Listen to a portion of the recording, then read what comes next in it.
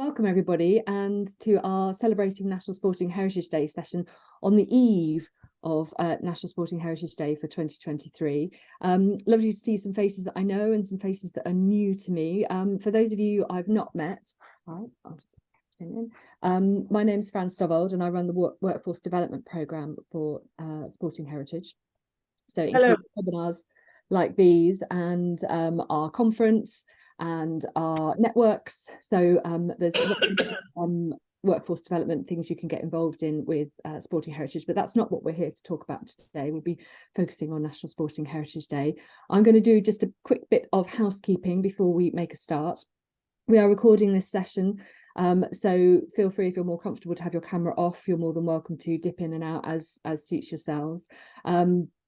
If you have any issues with your connection, I will keep an eye on the waiting room. So if you drop out of the session or you need to dip out for any reason, I'll keep an eye on the waiting room and let you back in again.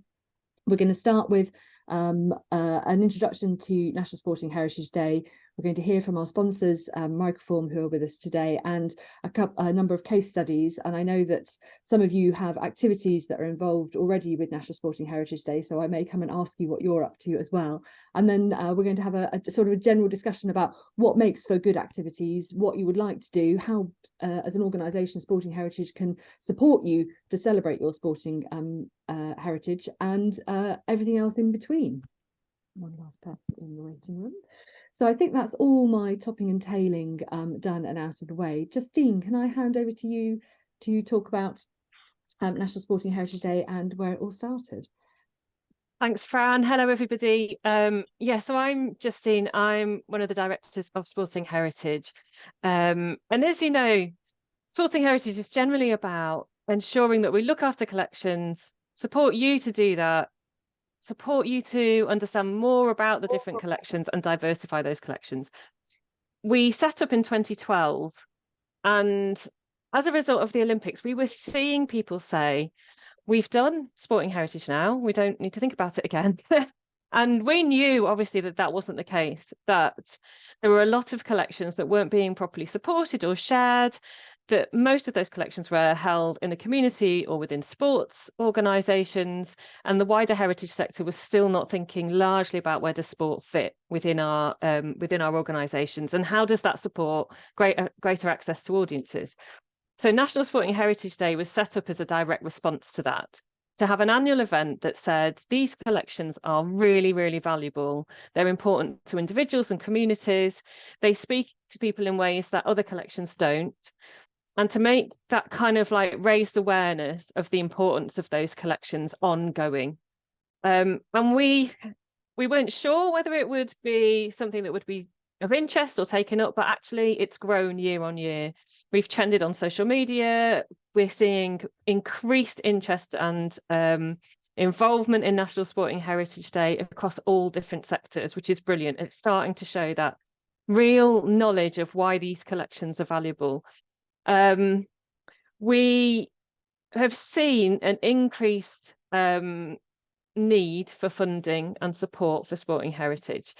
So we set up the Community Grants Programme in 2018, and that was to provide very kind of small, low-level funding that would help people start doing their activities, because often you were telling us, we don't need a lot of money, but we do need something to be able to start developing our activity, or we're at a crucial stage and we just need that additional support. So it was brilliant to be able to set those up. And we were just working out, I think we funded nearly 80 applications so far. We're massively oversubscribed every year. It's been amazing to have Microform working with us this year, because it's allowed us this year to fund double the amount that we would have been able to. So that has been brilliant. And we're currently evaluating what's been the impact of those community grants so that we can support a greater investment going forward, and we can go to some of the funders that might be able to help us do that as well. So if you get an email about that, or if you have currently got a funded programme this year, any of those responses that you can tell us about why it's been important, the difference it's made to you, how it's enabled you to open up your collections, anything is really valuable for us to know, because it helps us understand what you're able to do with that funding. So yeah, we know that it's making a difference. So for example, the Tower Museum say that without their Sporting Heritage grant, they wouldn't have been able to think about where does sporting heritage fit within their organisation, and it's now a hugely important part of what they do. So we know it's important, we just need to capture all of that information and be able to share it more widely. But yeah, the community grants programme is tied to National Sporting Heritage Day so that we can help to raise awareness of those smaller collections. And I just wanted to share with you, if you're either partway through your project or you're thinking about developing something, even if it's not for this year, how you might go ahead and do that. And we always say, although National Sporting Heritage is one day, the 30th of September, you can use that as a culmination. So you don't actually have to be doing all of the activity on that day. You can just be sharing what you've done on that day. So I'm just going to share my screen with you. Can you see that? Fran, I can see you. Are you nodding? Yes. So if you're looking for any information about National Sporting Heritage Day, what it means, how you can get involved, or things that have happened in the past, if you log on to our website, I think you can probably see the URL at the top, but I will share it in a moment. It will give you all of the information about past activity. I just want to show you a few things because I'm conscious of time that might be of use during this particular time for National Sporting Heritage Day. The first thing is if you scroll down to organise your event. This is where it gives a bit of information and advice about how you might go about organising activity, what that might look like, and a link onto past events. So it gives you an idea about what other organisations have done in the past. If you've got an event that you're delivering this year, there's still time to register it with us. You just need to click on the register your event. It will tell you how to share that and share that information with us. But that will be there ongoing next year as well. So you'll be able to go back and do that another time. And it's quite straightforward. The other way of sharing your event is to share it on Twitter or any social media. If you share it on Twitter or X, as it now is, use the hashtag NSHD2023 and we'll pick it up and share it. And it would just be brilliant to make sure that we get National Sporting Heritage Day trending again this year. So that's the bit of information that tells you about how to set up your events and how to share it. The other thing that I want to show you is National Sporting Heritage Day Illustrated. So this is some specific activity that could support some of your events, even if not this weekend going forward. So things like colouring sheets, draw-along, sporting heritage quizzes that start to get those conversations around National Sporting Heritage Day. What kind of collections are included? How can people get involved? And the community grants map is an interactive map that shows you the specific activity that's happening this year. So there are two maps. One of them is the community grants that are looking at what is happening across the country. If you click on a little pin, it will give you some information about that project, about what's happening, and a link across to them. And then there's a map that's specifically for our digital grants that is working with Microform. And again, if you click on the link, there you go. It will give you a little bit of information about it, and you can find out more about what that project is. So that gives you a bit more of an understanding again about what activities there are and how you can get involved. I don't want to scroll up and down too much because it's really disorientating when you're looking at it on a screen share. But there's a lot of information and activity on there. There are some podcasts, there's webinars, there's loads of different things that you can get involved with or learn about or use to inspire your activity going forward. And once we've done this current evaluation, there'll be more information that's on there about how you can get involved and use that to demonstrate to other people that might be supporting you about why these collections are important and about why engaging with National Sporting Heritage Day is really important. So yeah, I think that's it for me, Fran. If there's anything that you want to discuss or you have any questions or comments about National Sporting Heritage Day outside of this meeting, do come and give me a shout. Always happy to discuss. And yeah, good stuff. Thank you. Lovely, thanks, Justine. Just picking up on the Sporting Heritage Illustrated, all of that material has been created with Jessica Hartshorn, who we've worked with over a number of years, and her illustrations are really beautiful. But I would highly recommend, we've done them a couple of times when we've had conference, haven't we, to do Jess's draw-alongs. You always think that the draw-alongs are really just for children or for families, but actually, if you get a group of adults together trying to draw teddy bears holding medals, it's it's a very bonding experience, and I would highly recommend Jess's draw-alongs. And you can look at her own stuff outside of Sporting Heritage at Jessie Illustrates, and I'll put a link in the chat, because yeah, her work is really lovely, and links to lots of different heritage topics. So you picked up that we have our sponsors here today with Microform, who are new to us this year. So I'd like to hand over now to Neil, who's going to tell us a little bit more about their work and their partnership with us. Neil, can I hand over to you? Certainly can. Good morning, everybody. Thank you for allowing us to be here. We recently joined a partnership with the Sporting Heritage. I'm just making sure my screen shares. Can't do two things at once. Is that okay? Yeah, good. Yeah, all good. So we joined in partnership, I think back in June this year, and it's something that we've been passionate about for a few years now. And Sporting Heritage is kind of, something close to my heart, because I love sport, but also the heritage of Microform. So Microform is 67 years old. We've been in the same village for that same period. A lot of our staff has its heritage of kind of, they've been here for 35 years, 37 years, 30 years, 25 years. And we started out as a publisher back in the 50s, and we traveled around the country doing microfilm collections, and we would sell the microfilm to institutions around the world for research purposes. As the world has evolved, we have become into a digital era over the last kind of 15, 20 years, and we now digitize collections, and we sell those to institutions across the world through a platform called British Online Archives. We made the decision about 6 or 7 years ago to use that platform to try and assist and help people across the country, whether you be a small archive or a larger archive. We want to be able to give people the ability to be able to have a platform where they can showcase things digitally online. So we worked with Huddersfield Town Football Club and their archive, and this was just a passion of mine, because my son was kind of, he got to 11 and 12 years of age, and he wanted to go off and do bits and bobs himself. So taking him to football on a Saturday was one of the things that I wanted to do as a passion, to kind of keep that relationship with him.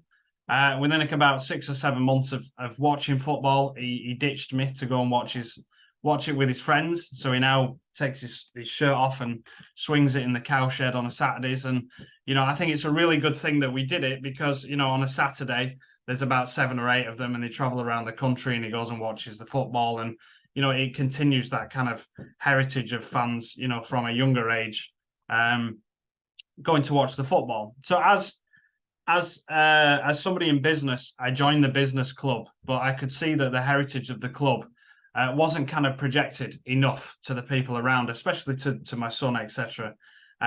People don't know that, you talk about Man United that have probably won 3 titles in a row, but Huddersfield Town in the 20s were the first team to win back-to-back trophies, and the thrice champions.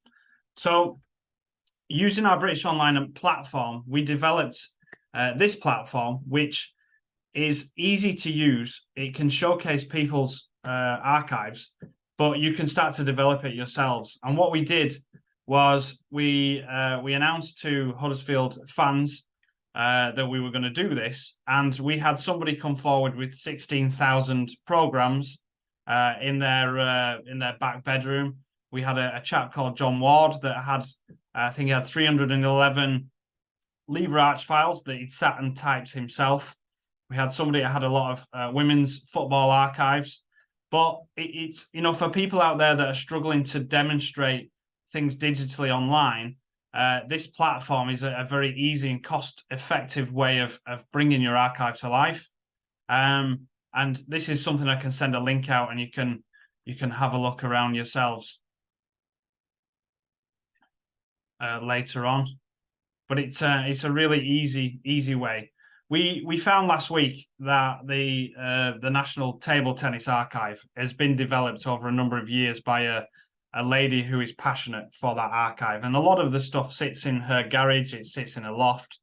She knows a few other people locally, but the Table Tennis Association don't really have a passion to be able to develop the heritage. So she's reached out. She's got 40,000 photographs. She's got a number of leave rights files. She's got obviously a garage, and she just doesn't know which way to turn with it. So the idea that what we want to bring is, you know, the heritage and the processes that we put in place from kind of consultation to publication. We want to sit with yourselves, assist with those, put together, you know, your vision, and work with the Sporting Heritage, who have close relationships with the Heritage Lottery Fund, to be able to get you the funding to be able to showcase these, you know, wonderful archives online. You know, we, you know, over 67 years, you know, having to hold material. We've done material for Stirling Moss. We've done for Sir Isaac Newton, Churchill, Napoleon. We did 360 imaging for the Royal Automobile Club's trophy room. So I've held more trophies in one sitting than any racing driver in the world. But it's about taking that heritage that we learn with archives, museums, collections, etc.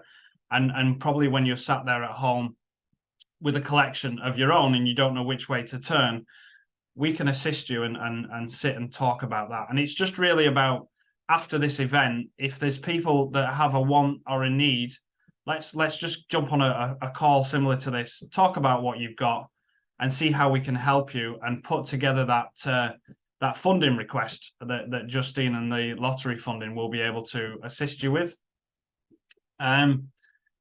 And it's really that, you know, I mean, me and Justine, we struck up a relationship about 4 or 5 years ago. And at the time we were digitizing the Royal Geographical Society. It was 650,000 maps of the world. And Justine came to see us. Her son is autistic and loves geography. And we just, you know, because we're both from the Leeds area, we've kind of struck up a relationship. And, you know, it's kind of, you know, it's a good footing for us to move forward and be able to assist everybody with assistance with digitization. And that's really it. And, you know, I don't want to sit here and be very salesy, but what I want to do is just have those conversations with you after this. No project is too small or too big. Don't feel like you're overwhelmed because you've got a garage full of stuff or you know somebody else. We can help you and assist you. And yeah, given some time, that would be perfect. Thank you very much for your time, and hopefully we can have some discussions after this. Lovely, thanks, Neil. I've put the link to the Huddersfield Town website on there so people can explore it under their own steam. And something that came up when we recently ran an in-person sort of study day at Wimbledon Lawn Tennis Museum, and Neil and his colleagues were attending that as well. And we talked about the number of collections that are putting, or number of organisations that are putting their collections online. And we talked about what happens when either your funding runs out or the people move on from the project. What happens to all that amazing material that's put online? Does that suddenly become at risk? So we were very keen to highlight the role of the UK Web Archive. So if you're not aware of it, and if you're involved in a project that's putting lots and lots of material digitally online, we would really recommend you contact them, because they archive websites from all across the UK. They've got a number of partnerships, but we particularly work with Helena Byrne, who's based at the British Library. I'll put the link in the chat. So if you're working digitally, I would very much recommend you get all your hard work archived, so that you've got that sort of belt and braces support. So that's a little bit of a tangent. But yes, thank you, Neil, for that presentation. What we'd like to do now is come on and talk about some real world examples for National Sporting Heritage Day. So we have 3 speakers with us today, Jamie, Hugh Dan and Russell. Jamie, can I come to you first and you can tell us what's going on at Causeway and Coastal Glen Museum? Yes, I will just share my screen. I'm Jamie Austin and I'm from the Causeway Coast and Glens Museum Services, and we look after 5 local museums. And it's one of those museums that I'm going to just talk about today, and that's Ballymoney Museum. And it's housed in Ballymoney Town Hall, which you can see pictured there. And it probably be best known in sporting heritage terms for motorcycle racing, the Joey Dunlop and Robert Dunlop brothers and the Northwest 200.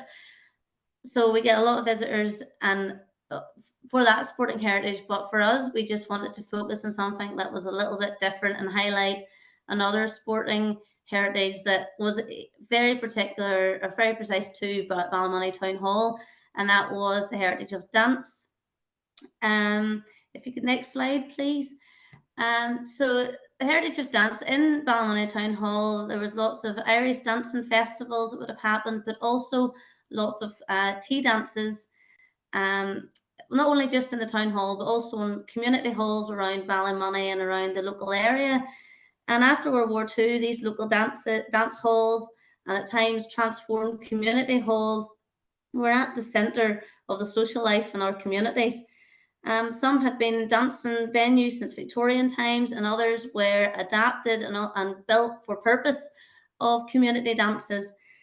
And often these were used to raise funds for charities. And in particular, we have, and you'll see that later, posters around dances that were held to raise funds for World War II.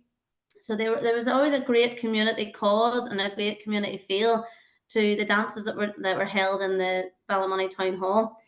And if I could have the next slide, please.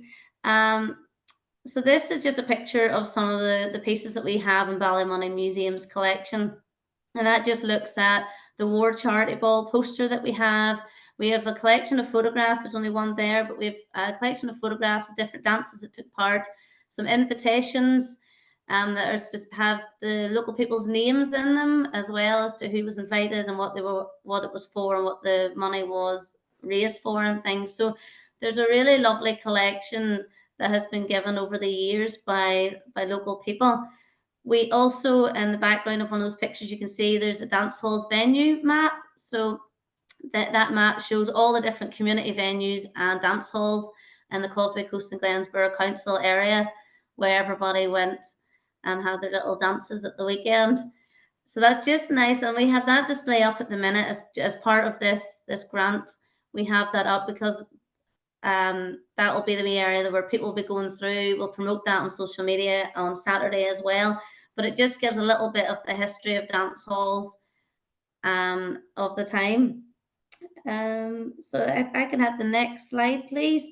So for our grant and to highlight the history of dance in Ballymoney, we're holding a tea dance, and that will happen next Tuesday. We found that the Saturdays didn't really work for the tea dance, so that's why it can't happen on the Sporting Heritage Day, but we'll be promoting it tomorrow, and then it will happen next week. And this has been booked out really within less than a week. In 2 days, it was half full. We only advertised it on Facebook.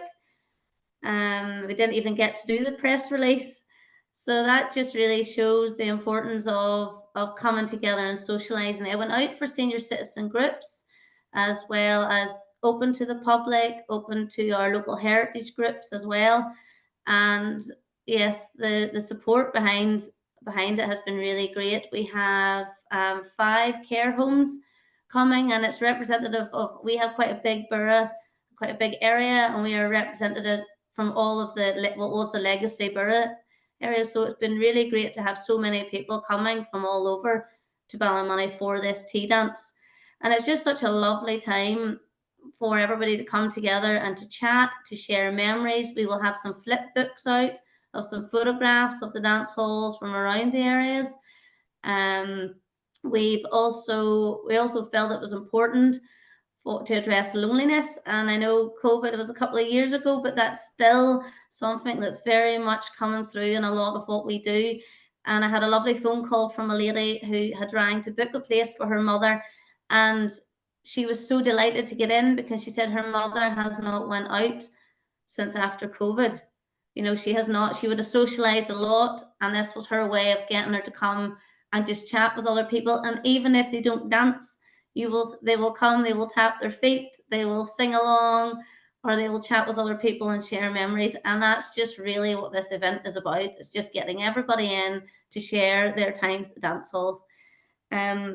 So as I say, it's fully booked now. We have, I think it's 66 booked in to come. That's the most that we can take. And yes, we're looking forward to it next week, and we know that it is something that's been other dances held in a couple of years ago in the past, and there's an appetite for it. So we're hoping that whenever we do the display and the photographs and everybody comes in, that not only are they enjoying themselves, but they're also coming into where the museum is.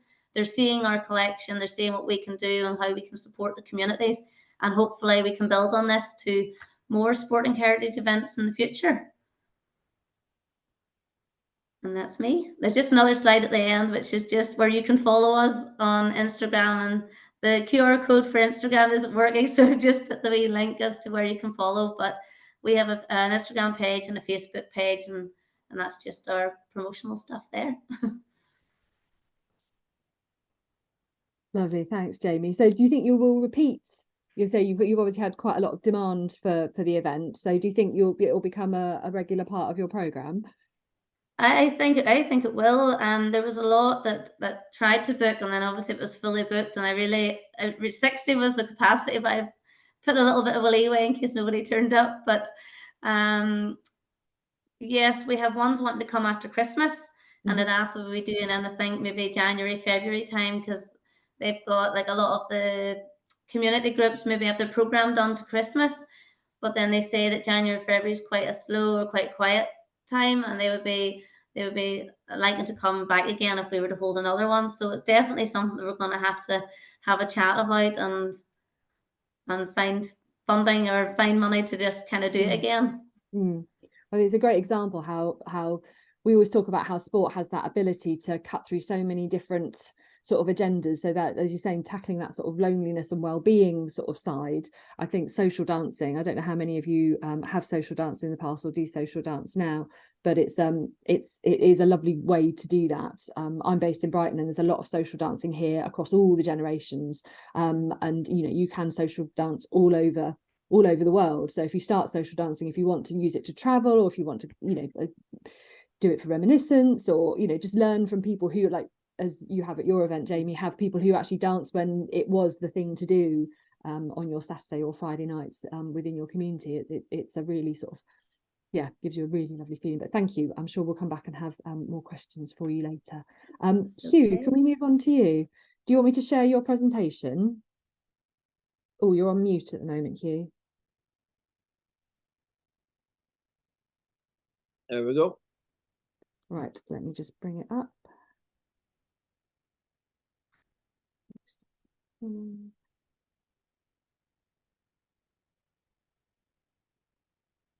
Thank you very much, Fran, and good morning, everybody, from a very windy and blowy Alloa in the middle of Scotland. I'm sort of got a foot in two camps here, because I am a non-executive director of Sporting Heritage, but I'm also the secretary of Shinty Memories Scotland, which is a group which was set up to help people with dementia and other mental health issues.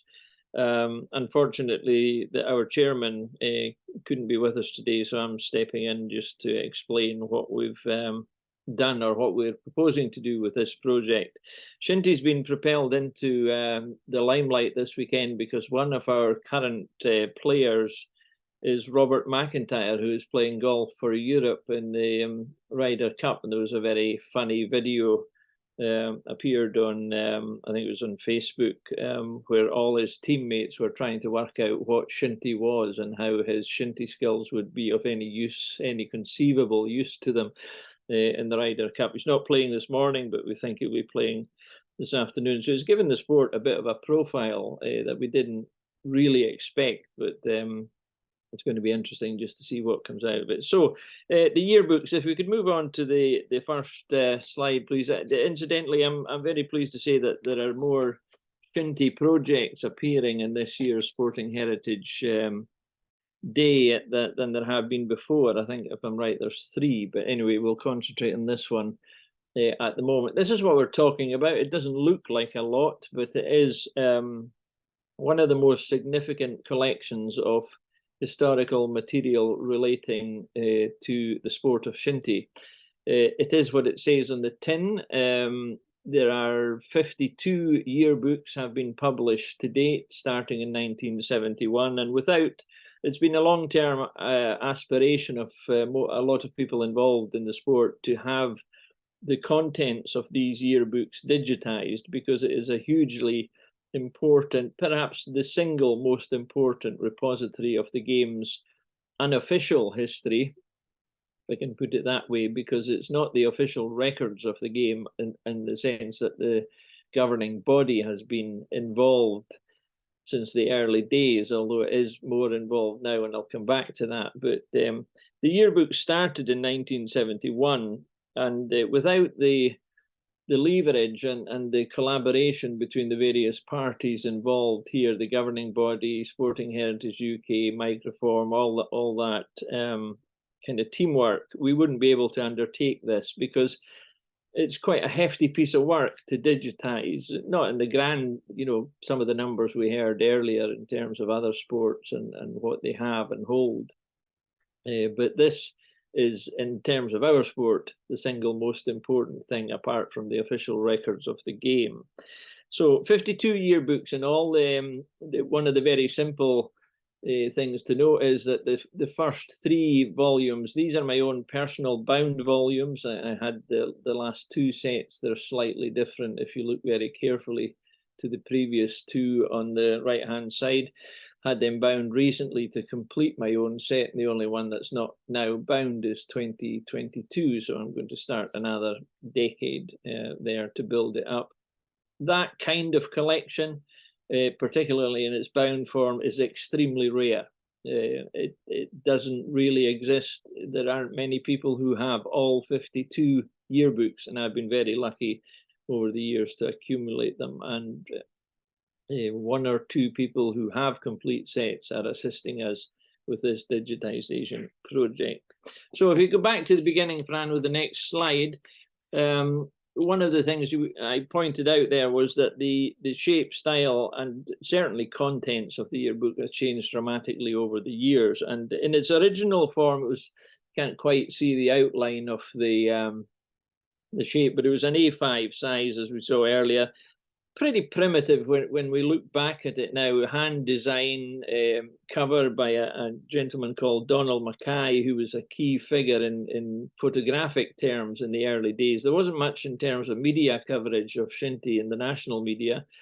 So Donald Mackay was very much ahead of his time. He was a photographic buff, a nut, basically, and he had a particular interest in Shinty. He was from a Shinty playing area. So he put his own hobby of photography at the disposal of some friends who were thinking of the concept of having a Shinty yearbook, which would be a continuous and contemporaneous account of what was going on in the game. So the next slide explains really the wider history of it. I mentioned earlier, there was no media coverage. The official records of the game are not terribly well preserved, I have to say, in terms of committees and structures. But the period of the whole decade of the 1970s is hugely important to us now in Shinty, because a lot of things happened. A lot of change took place in the game. A lot of the structures of the game were altered. We didn't come to changing the playing season until much later in 2005. So at this point in 1971, Shinty was being played in what we call a winter season from September almost right through to the next September, because the weather was affecting the game so much, and eventually we focused on playing in the summer. So there are some niceties about the dates of the yearbooks, whether they're single years or they cross 2 years and whatever. And that's a challenge that we'll face in detailing the whole thing. So it's hugely important. The Shinty yearbook, when it was started, was independent of the official game. So it was set up by one visionary, Professor Peter English, who actually was one of my own examiners when I did my PhD. And he had this vision of having a contemporaneous repository of the modern history of the game, to record it as it was happening on an annual basis. And he was very keen that this outfit or organization it was a loose organisation in its early days, would be independent of the game. It could criticise the official game, and it very often did. It fell out. The Shinty Yearbook Committee, which ran and drew it up, very often fell out with the official part of the game because they didn't like some of the things that were appearing or some of the things that were said. Opinionated articles appeared, but most important of all were the historical articles which appeared particularly in the early decades. And this is what makes this project such a valuable thing. Without the Shinty Yearbook, we would have lost a huge amount of the last quarter of the previous century.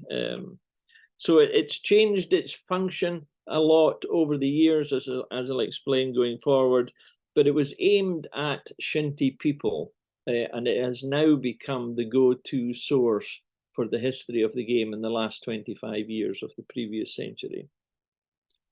So we move on, we can outline some of these just very quickly, some of the changes and developments, Fran, in the next slide. So first publication was A5 size on a season basis. So it crossed over between, it started as 71, but it very quickly became 72 to 3, 73 to 4, and so on. It started off at 68 pages. I've forgotten to put the number in there. And it was edited by Peter English for the first 5 years. He was a professor in Aberdeen University, or became a professor around about this time. And he was traveling the world advising third world nations on various aspects of agriculture. So a very busy man. So he put together a very good team, a solid team of knowledge and expertise, which set the parameters of how it was going to operate. So as it moves through the decade, it recorded everything that happened in the 70s, all the big transformational changes in the structure of the sport. And in 1979, it altered to become a calendar year. So it moved from crossing over the 2 years into single figure years. So we had 79, 80, and so on.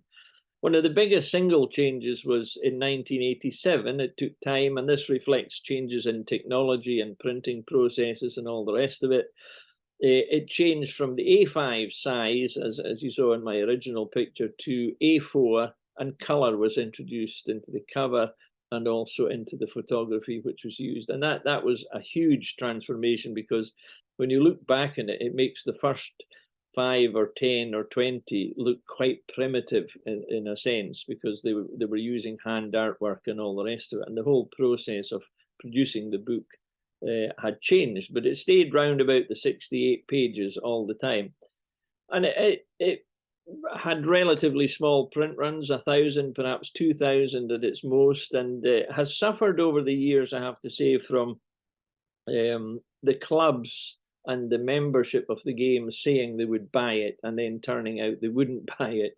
I think it's a common difficulty with this kind of publication in sport, that teams will say they'll buy it, but then it turns out they'll buy one and pass it around the dressing room or whatever, and the sales don't reflect the potential demand. So it's always teetered on the brink of financial insecurity. It's been a challenge to find the money to produce it, so had to draw in advertising increasingly, which changed the kind of look of the book as well, because it became much more an advertising vehicle for sponsors and so on. So we marked particular milestones going through time. 1997 was the Silver Jubilee issue of the yearbook, which was a major achievement in itself, and we reflected that by producing an issue which looked back in the previous years. We marked the millennium with a special yearbook looking at the history of the game. And it's been an unbroken sequence until 2020, which will be no surprise to anybody, because 2019-20 were remarkably difficult years for Shinty in terms of COVID. The sport stopped. It was the only time the sport has been stopped apart from 2 world wars. So that was a break in the sequence for understandable reasons, and then resumed again in 21, and then in 2022 we've just had last season the 52nd yearbook published, of a virtually unbroken sequence apart from COVID. So all these milestones have been reflected. And as I said, if we move on to the process, in terms of application and everything else, we were successful with our application. As I said, it was an aspiration to have this done because everyone's so desperate to get the early yearbooks. There's now it's almost a black market in terms of people will pay almost silly money. I'm not going to quote figures, but in our terms, it's quite amazing how much people will pay for the early yearbooks if we find them. And one of the things that happens with me, I inherit a lot of partial collections. Perhaps a family where somebody has died and had a collection and they don't know what to do with it, so they dump them on me and see if I can make use of them. One of the ways I make use of them now is to sell them to raise funds for Shinty Memories, which I'll come back to later. And that's quite a little revenue stream, which is quite important for us now. So in terms of the process of what we're going to do to digitize this, we advertised for somebody to find somebody who would be interested in doing this. We were very lucky to find somebody with expertise in archival techniques who had the equipment, the time, and actually is involved in this locally. Excuse me, he happens to be a Shinty referee in part of his daily life. So he had all these common interests, which made him an ideal person to take it over. And he has actually, we commissioned him to start that project now. And given the scale of the project, which I've outlined, and the fact that he has a number of day-to-day commitments, that it'll take around 2 to 3 months to complete it in its entirety. But certainly, and we don't expect to reach the end of 2023 before we finish this. The work is underway already, which is very encouraging. So we're doing in a very simple form at the moment, and I was interested to hear some of the things from our colleagues in Microform there. We need to speak to them about how we can use the actual output. Our simple task is to convert them into PDF files, and then we can deal with how we can make use of the material after that. But initially, it'll be a simple case of posting them on the Camanachd Association website, which is the governing body. So the project's been managed and monitored by Shinty Memories Scotland's management committee, which includes some of the most notable people in the game there who are keeping an eye on the financial and administrative parts of the project. So everything's underway. We have a pretty clear idea of what we want to do in the outcomes. Fran, in the next slide. I've gone through most of the first part of that there. The contents. One of the things that's never been done actually is a complete analysis of the contents. You know, just what is there, what is not there is maybe just as important. So we could research some of the things that are maybe missing. But it is. I was looking at the first yearbook last night before I did this, and I was. I had forgotten, but I was listed in a team of potential stars of the future in 1971. I don't know what happened to that in terms of my playing career, but I don't think I ever reached the heights that some people thought I was going to reach. But there are all sorts of reasons for that. But it's interesting to look back on the teams, the school teams that were listed at that time as being the names, the potential names of the future. So the important point for us is the second half of this slide. The digitization of the material will enable a level of accessibility, which we believe is going to be transformative in opening up the history of the game. It's quite simple, as I explained earlier. People don't have full sets of this, and it's going to make it available widely, just by the simple process of putting it on a website. And it was such a crucial part of the history of the game, that quarter century from the 70s onwards, which saw, and the yearbooks detail the massive changes in the way the game was administered, but also played, because a lot of the photographic stuff is important in terms of showing you the equipment, the state of playing fields, all that kind of stuff. So we expect it to be useful in schools. It's going to be a huge resource for Shinty Memories groups across Scotland, because they can dip into their own past. They can print them off. They can have, take sections out of it and use them for meetings and so on. So that's a huge part of our work and our output. Also, this new Shinty exhibition space, which is currently being developed at the Buff Park, one of the the main playing areas. There's Inverness had £21 million of levelling up funding dumped on it to develop 3 venues: the Castle, a venue called the Northern Meeting Park, and the Bacht Park. And the Bacht Park is the one that's particularly relative to Shinty. They gave 7 million to each of the 3 venues.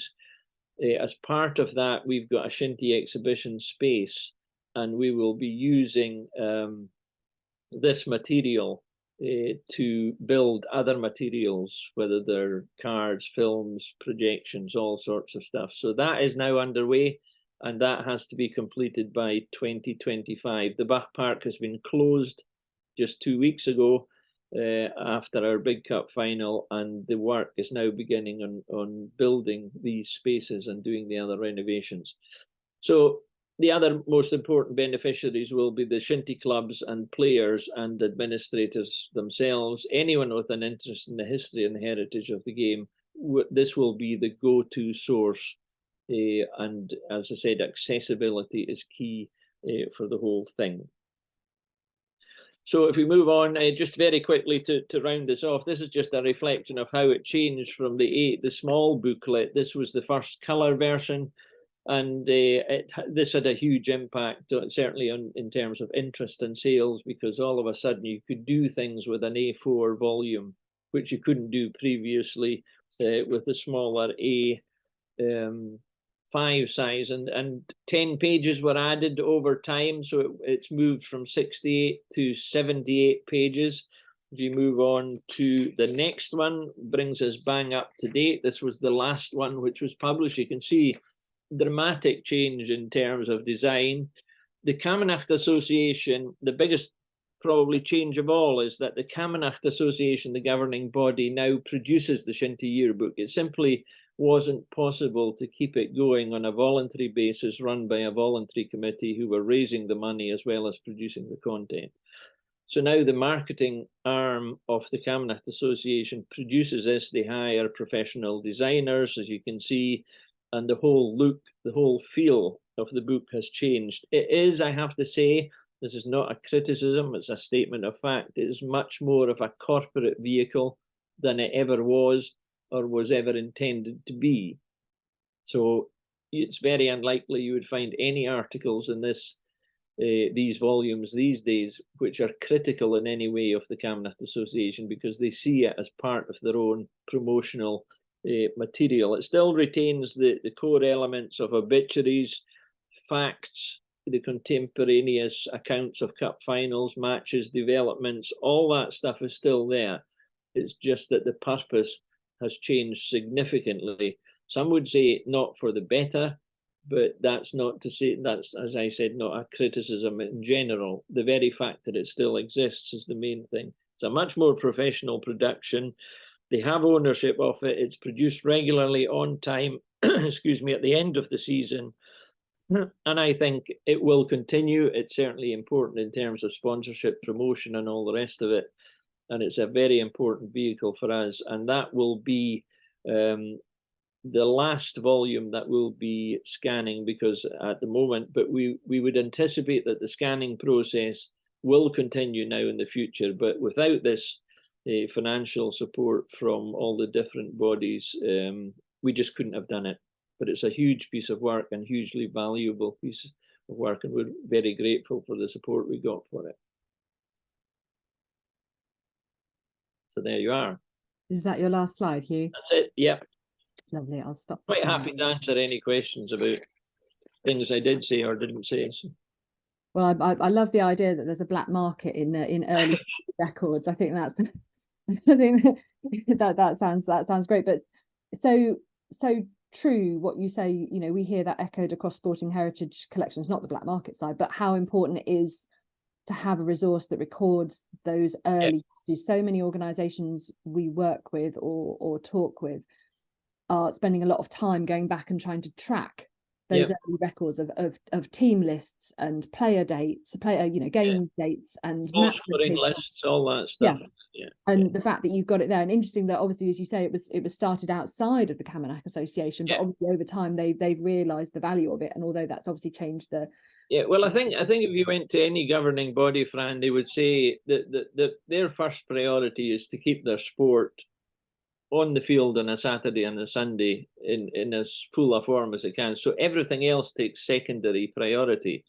So something, it's just not something they have. Their aim and reason for existing is to keep the sport going in its playing form. So I get that. But there has to be that other bit that says, well, there's all this unofficial stuff that needs to be captured. And unless you have a vehicle, Peter English was way ahead of his time in terms of thinking it through, but he also saw all the other developments that were happening, and he saw the need to record it all and make sure people didn't forget it. And as I say, I mean, I relied a lot on it, for example, in my PhD, because there was no media coverage, and unless you had access to the official records, which are very specific and all the rest of it, you don't get the community bit, the controversies, all these things. And another thing, we had a brilliant cartoonist worked on them for years in the early days, who captured some of these events in art form, and that's a whole different. That needs a whole analysis in itself, It's almost a collection within the collection. Just to... Well, hopefully the digitization of the yearbooks then gives you the basis that you can then, it's the springboard for all these extra projects, isn't it? And people have forgotten. They've just forgotten, and then you show them the cartoon. This is where it comes in so usefully for the memories activities. You show them the cartoon and you say, what was all that about? And then the whole backstory of the cartoon unfolds, and that's the whole point. Lovely. Well, really good to hear about it. And we'll do questions once we've heard from our final speaker. We'll do questions for everybody, and we'll obviously have our slightly more open discussion. Russell, can we come to you last but by no means least? Thanks, Fran. Okay, hopefully this is sharing. Yes. Yes. Hey, okay.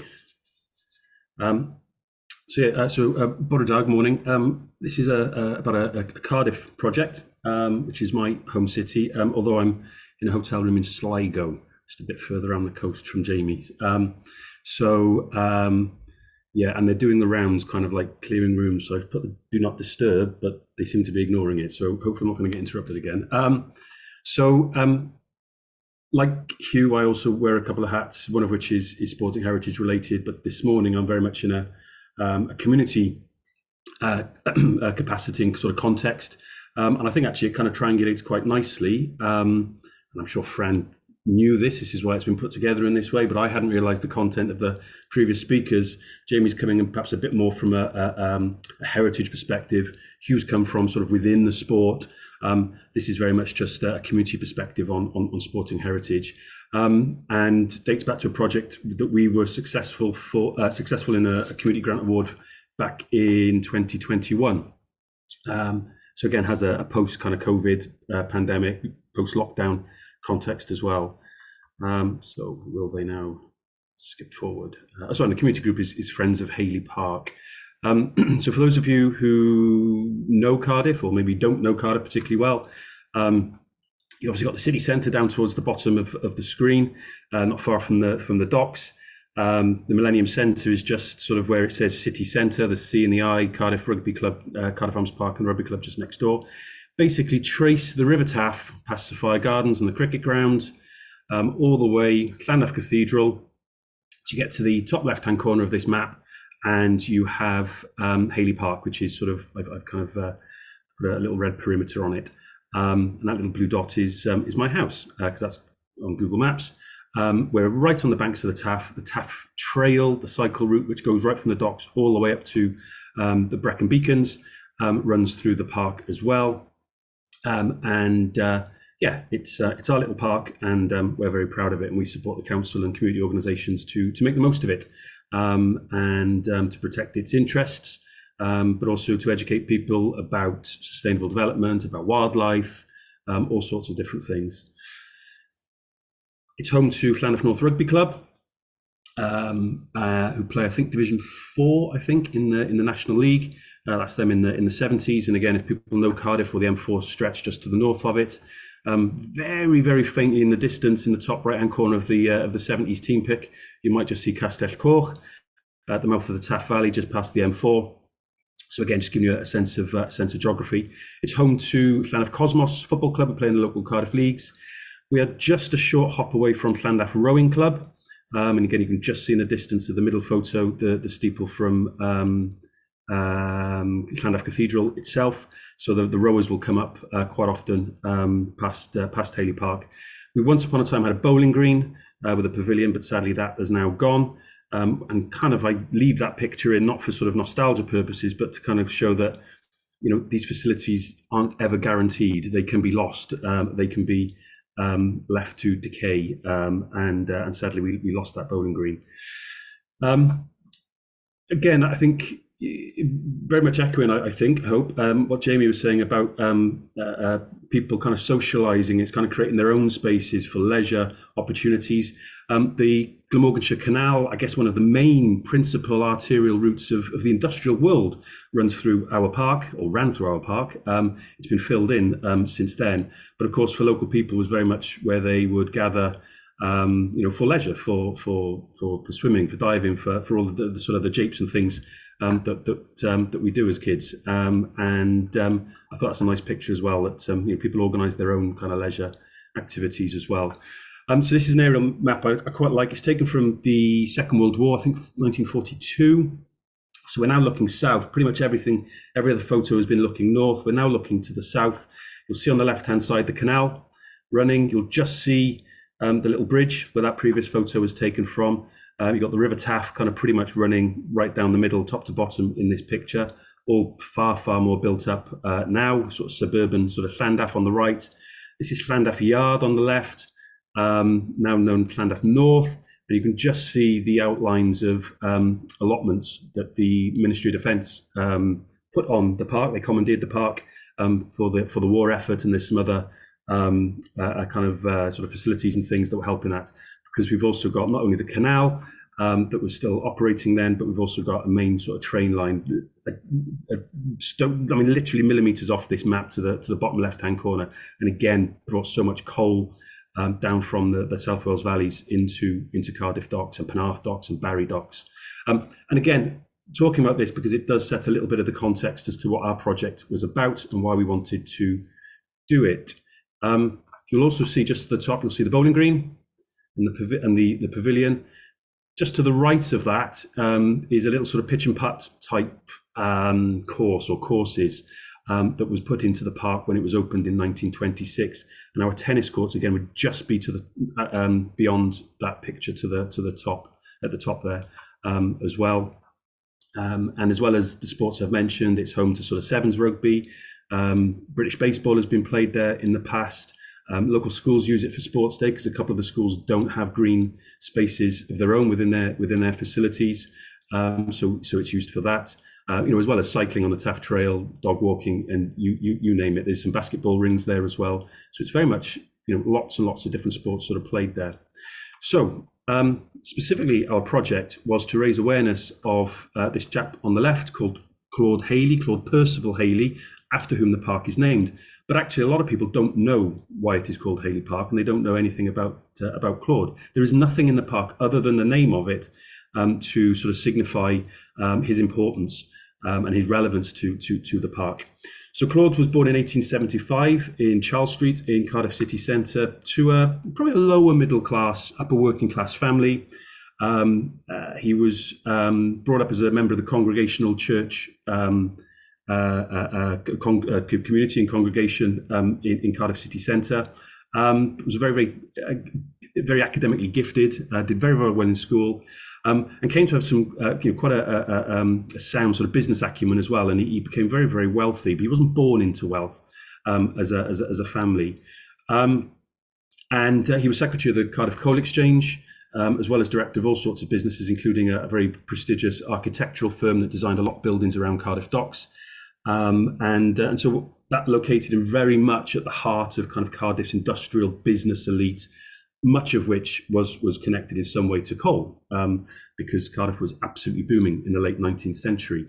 But Claude was also, sorry, in his picture here in the middle is his grave. So for all of that wealth, his grave in Cathays Cemetery in Cardiff is actually quite humble. It's quite modest. Cathays Cemetery is huge. One of the much more, sort of opulent or ostentatious gravestones is not too far from Claude's, actually, and is the grave of the boxer Jim Driscoll, or peerless Jim Driscoll, in Cathays Park. And his is much more sort of opulent and stands out. But you can see some of the other ones there, the more sort of obelisk type style. They're bigger, they're grander, they've got more detail, more family members added to it. Claude's, on the other hand, a little bit more modest. Died relatively young at 62. He sadly caught pneumonia. Legend has it waiting for a train at Cardiff Central Station, and sadly passed away at home in 1938. And there's just a little picture which I love is of the blossom that we get in the summer in Hayley Park. That's leading down to the tennis courts. So it's not a great picture blown up, but Claude is front row on the left. That is, we think, taken at his home, which is just overlooking Hayley Park. And in 1923, he owned a lot of the land to the northern end of Hayley Park. And in 1923, he wrote to Cardiff Corporation, the sort of forerunner of the City Council, to say he would like the working people of Llandaff Yard, as it was called, to have access to green space, such as people in the city centre had with Bute Park and parks like that, if you know Cardiff, that area around the castle by Sophia Gardens. And he felt the people out in the suburbs needed to have access to this as well, very much motivated by his faith, that it would do the working man and woman well to have access to green space and leisure pursuits and things like that. So in 1923, he gifted the land. He asked another businessman in the area, Solomon Andrews, if he would do the same, because he owned at the southern end, where the tennis courts are, which is where my house kind of looks over. And Solomon Andrews said, no, but I'll sell it to you. And the council said, well, we can't afford that. So Claude actually bought it off Solly Andrews, to then give away. So very much put his money where his mouth is. What I love about it is that although the park eventually opened in 1926, he had to write, and we have a copy of this letter, he had to write to the corporation to ask them what was taking them so long in getting the park opened. And I'm not going to say anything about whether we also have to write similar letters to the local council now, almost 100 years later. So plus ça change, perhaps. But he was a keen tennis player, a very good tennis player, as well as a keen golfer, a very talented billiards player, and also a very athletic cross-country runner. But tennis was his main sport. He was 3-time South Wales tennis champion. He was also the runner-up in the Welsh Open in 1913. And to give you an idea of the sort of the company he kept on court, he was defeated in 1913 by Charles P. Dixon, who at that time was Great Britain's Davis Cup captain. Indeed, GB had won the Davis Cup the previous year. He was also the reigning Australian Open and Wimbledon doubles champion.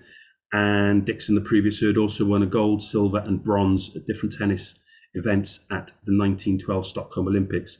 So not one of the greats, Hayley, but he was there and thereabouts, and he was rubbing shoulders with some very talented tennis players of the time.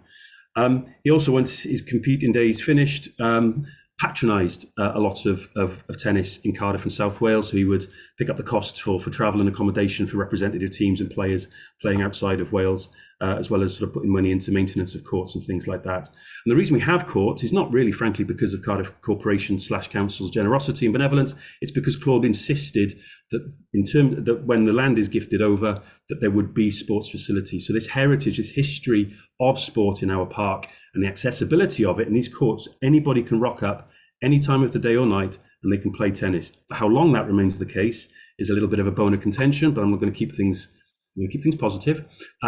And that open access for all is really, really important.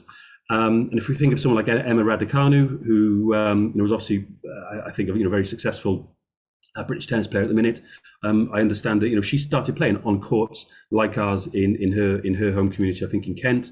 So it goes to show that having access to these facilities is important for giving people opportunities and access. So what did we want to do? Well, there was a few things. One, we want to raise awareness of Claude Hayley. We've got some other work around that as well in terms of some interpretation, but we thought we would use tennis as that medium, and to celebrate the fact that the courts had been renovated and repaired well, first of all, they've been renovated by some Section 108 planning money from a massive housing development nearby.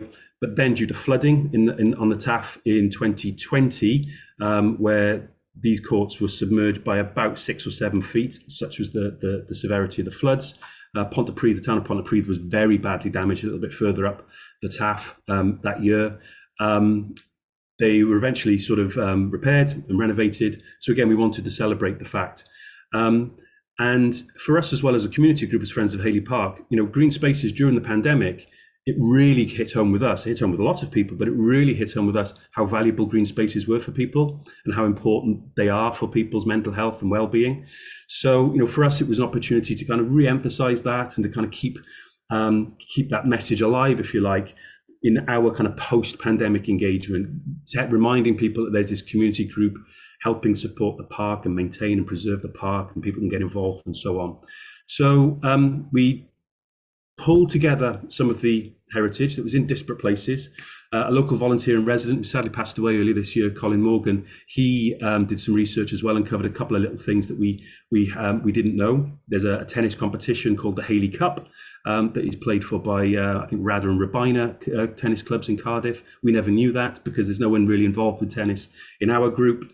So we're able to pull all that together, and then we told the schools about it. And bottom left is me talking to some pupils at a Welsh language school, Ysgol Pen Cai, who at that time of that sort of first term of September 21, National Sport and Heritage Day fell in the middle of their curriculum topic called Milltir Sgwâr, which is a square mile, loose translation, but has a bit more of a meaning to that in Welsh. It's a bit more about the neighbourhood and that specific area where people live and work and play and socialise.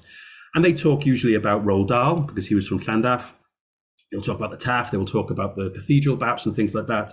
But obviously we were able to give them some new material, some new information about the park, which many of these pupils use, walk the dog and cycle in and whatever, play football or rugby, and tell them about Claude Hayley and to tell them this park exists because of the benevolence of Claude. We also recorded some podcasts, which are still up, and again was just an opportunity to just bring the idea to a wider audience. And we heard then about how the nearby secondary school, Welsh Medium Secondary School, Glantaf, used to use it for tennis tournaments as well. Tennis Wales got on board, really, really grateful for their support and involvement. So they paid for a coach to come along, again, just have an open door access. I stopped count at 42 kids because I couldn't keep up with him. It was really, really successful. Weather was great. And anecdotally, we know that was the first time that a handful of those kids had ever picked up a tennis racket in a court sense, and they're a good quality court. So we're really grateful for the grant. It paid for sort of like the production of the of some of the materials and the advertising. Tennis Wales gifted us a load of equipment that's now available to be used. People just get in touch. They contact us as Friends of Hayley Park and say, can we have a knockabout? We'd like to use the tennis for open days, for picnics. And it's there to be used as a community resource.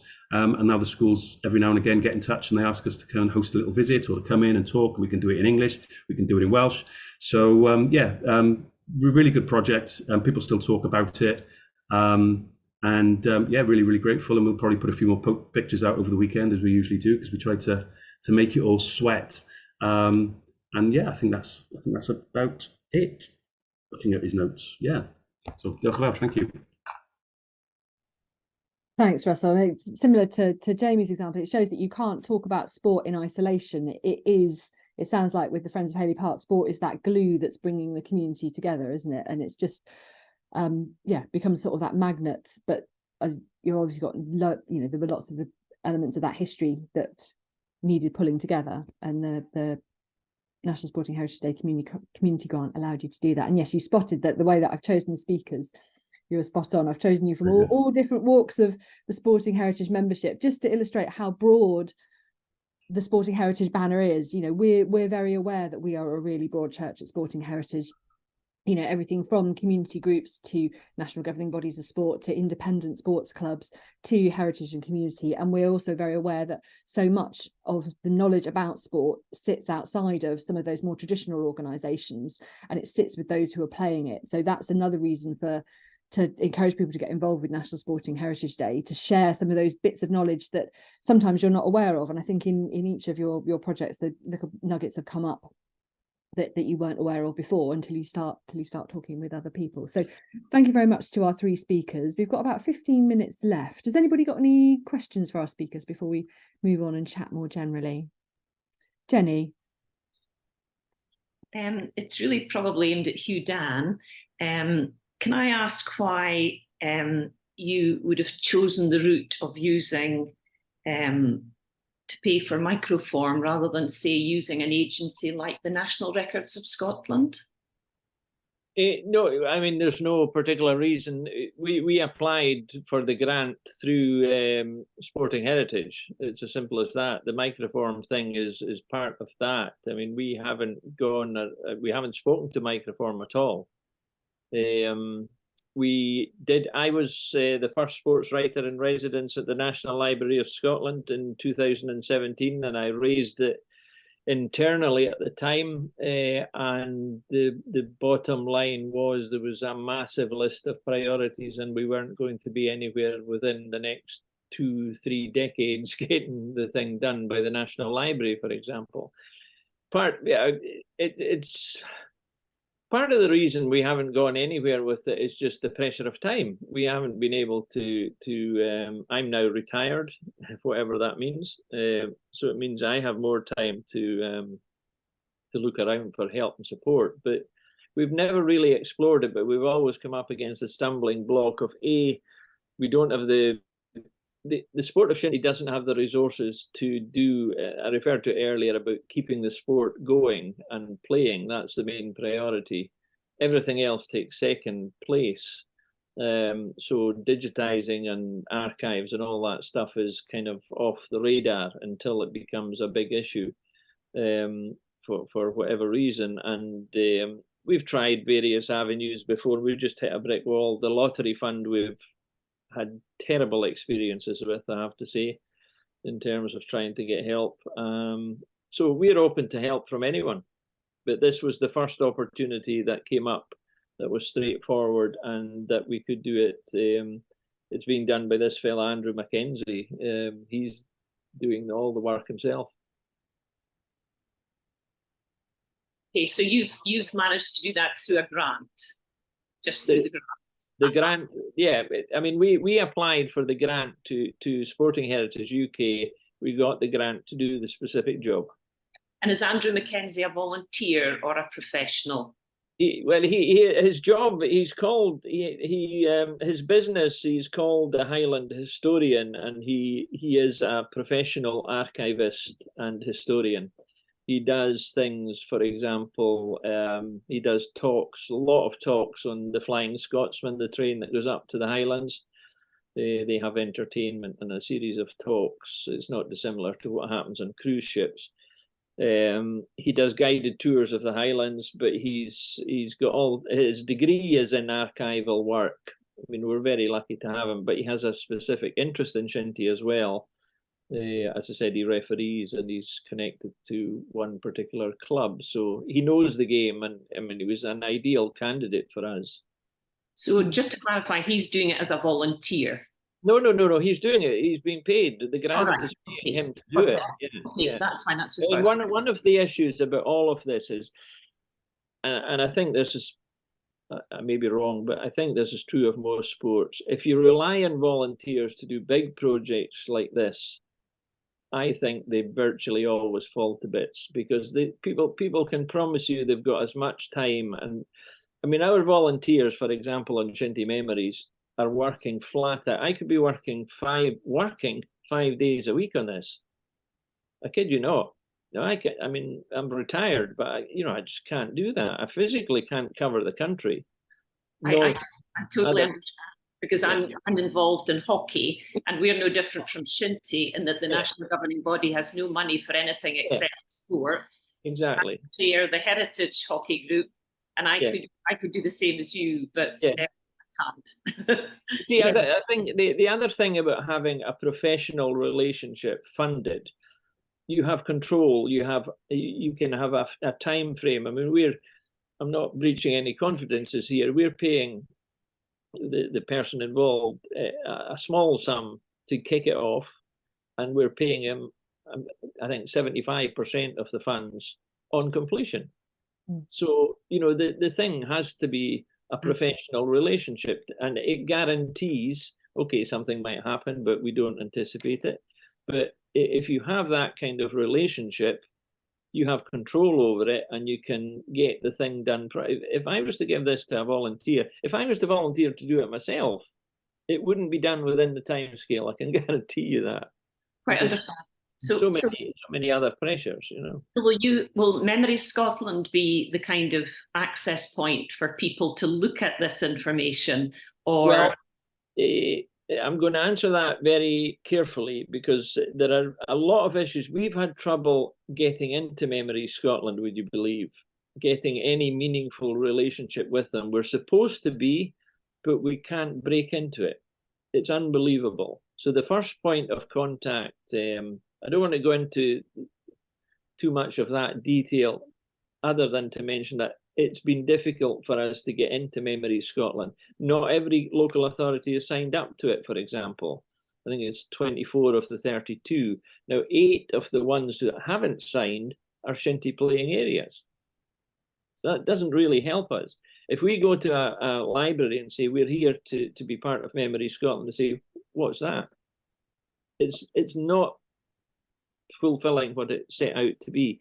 But in terms of access, this will be on the Shinty website, the governing body's website, because Shinty Memories has a place there. It'll be open access.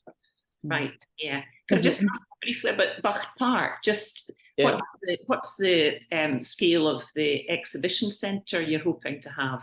Well,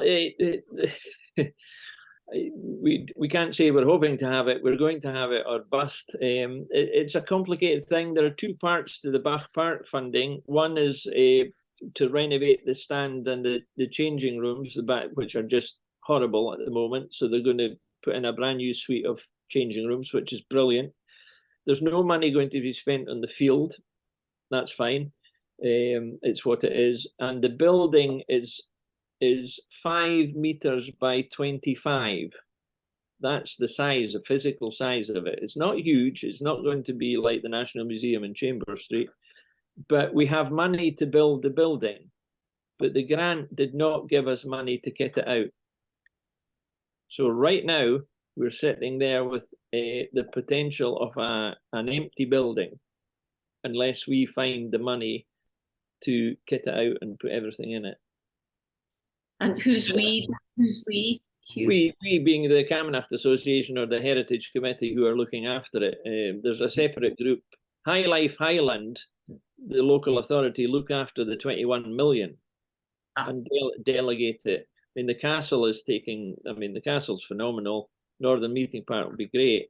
But it's because the money comes with very strict regulations, time frame. If you don't do it in the time frame, you lose it. That's so true. So much funding, isn't it? Justine, did you want to jump in? Yes, I was just gonna come back on the kind of the pressures of organisations around digitisation and cataloguing, and it's one of the things that we are asked about probably more than anything else. Apart from I've got this, what is it? Is how do we do this? How do we digitise? How do we catalogue? How do we know what we've got in our collection? And then how do we know how to use it going forward? So we get asked that frequently.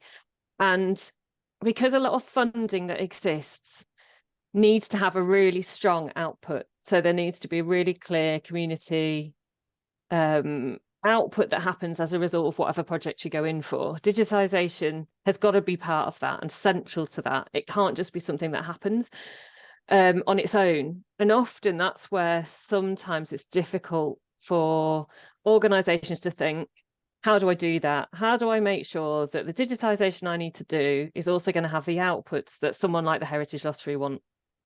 And it's something that we've been working really hard on to try and work out, how do we best, as the network for sporting organisations across the UK, how do we best support you all to make that happen?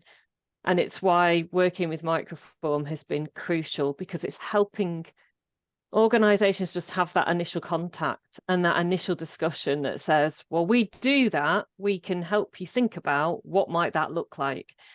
It doesn't mean you're committing to work with that organisation. It means that you're starting to have that support.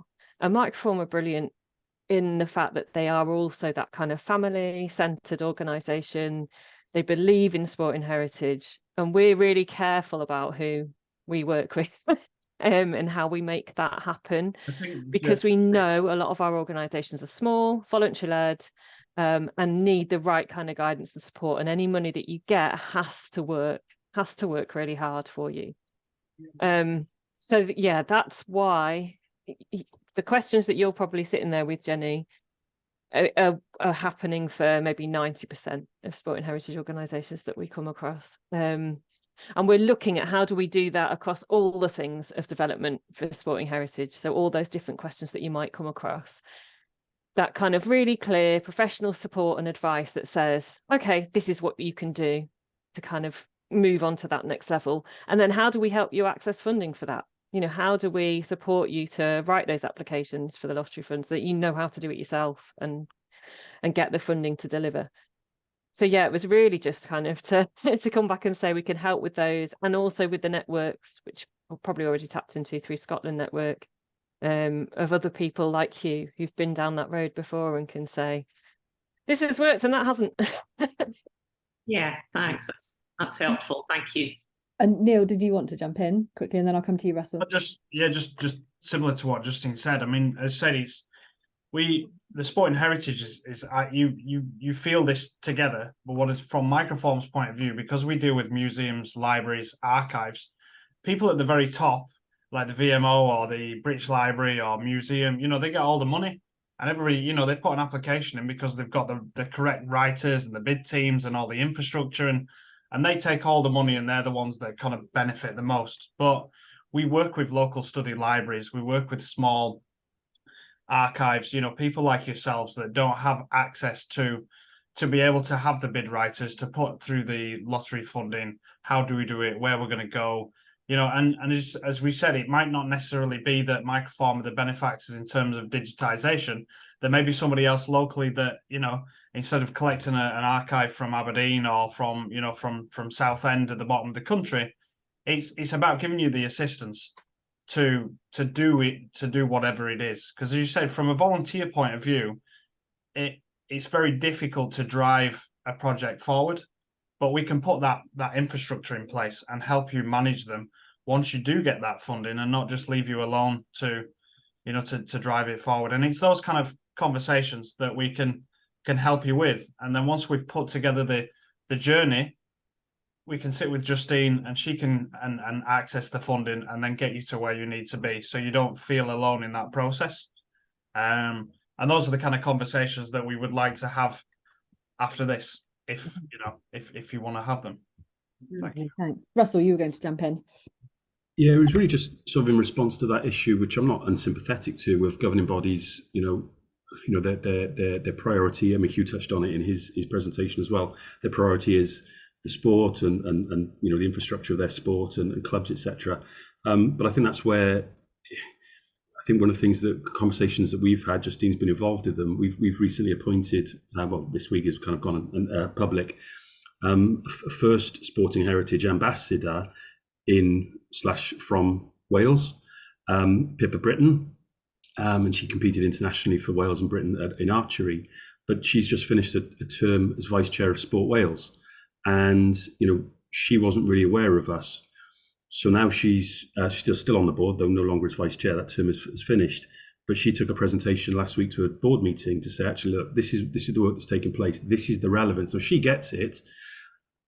These people who can then go and speak to the people at the levels that sort of Neil's just alluded to, more in the sporting sector than heritage, clearly, they do have a role to play. So, just appointing Pippa and having that meeting or having that slot on that meeting last week clearly makes no guarantees or changes anything fundamentally, but it keeps chipping away at that recurring kind of issue that governing bodies may say, oh, well, we've got no money, and what we do have is all for just the sport itself, and none of this stuff that is, in inverted commas, peripheral or tangential or whatever. So I think that role of ambassadors and advocates is so important, and there's always more advocacy work to be done, always. Catherine, did you want to come in? Oh, you're on mute. You're on mute, sorry. Do you want to just... I've enjoyed listening to all the presentations, and particularly Russell's about Park Bailey, because I live in Swansea, but I visit Cardiff very often. But anyway, I represent Archive Menywod Cymru, Women's Archive Wales, and we've just had a large lottery grant, actually, to deliver a new project, which will be starting on October the 1st, on Sunday, looking at women and sport in Wales, Menywod a Chwaraeon Cymru. And it'll be in 3 strands. And first of all, we'll be recording on film the memories and experiences of 60 women who have former sports women who played in all kinds of different sports from all kinds of backgrounds in Wales. And one of them will be Pippa Britton, actually, the archer that Russell was mentioning. And so that's the first element, and that will go to the National Screen and Sound Archive. We're very lucky that we have these, these facilities in Wales. We're able to do that. We've done that in the past with other projects. That will be accessible to everyone. The second element, or the second strand, would be writing biographies of former sportswomen. We're very aware in Wales that sportswomen have been neglected and ignored and underrepresented in every way in our history. So we're hoping to do, to make up for that.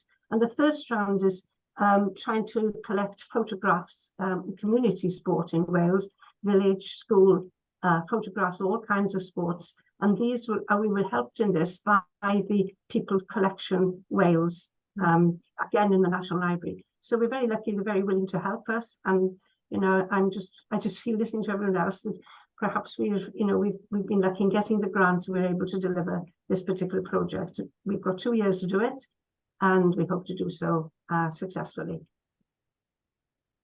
I've just put the link to the archive in the chat for everybody to find out more about the Women's Archive. That's fantastic. Congratulations on your grant, and I'm sure, well, Justine, we'd say that if there's anything that we can do, please come and talk to us. And where we're just over time, are there any other projects that anybody would like to share before we bring the session to a close? Anybody else got any exciting National Sporting Heritage Day activity going on that they would like to share? There is a film being premiered at Walgorch Football Festival, which I'm a planner, founder of. It's dual premieres, so it's technically Wrexham's having the premiere, not Cardiff. It's been shown in Wrexham, shown in Cardiff. October the 11th in Wrexham, 14th in Cardiff, and it's a project, has its origins in National Sport and Heritage Day 2020 or 21, I can't remember, but it helped fund some production work for a series of oral histories of female football fans from Wales, supporting Wales at the Euros, and has grown into a much bigger project as well. But that specific film's getting its premiere at that festival next month with Dr. Penny Miles, and there's going to be a panel kind of around it as well. Really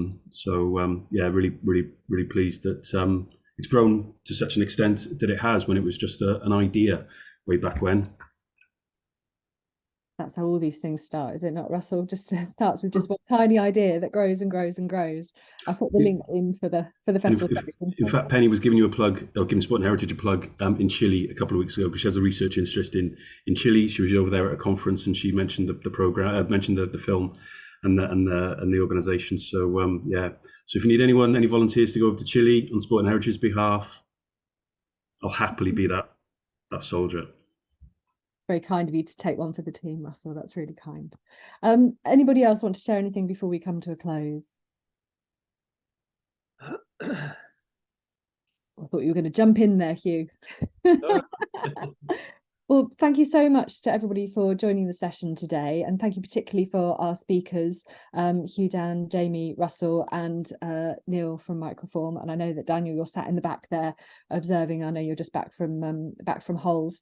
So there's going to be masses and masses of activity, not only centered around tomorrow, but over the coming weeks. So do, if you get the opportunity, follow the hashtag on social media, and you'll just get a real flavour for what's going on.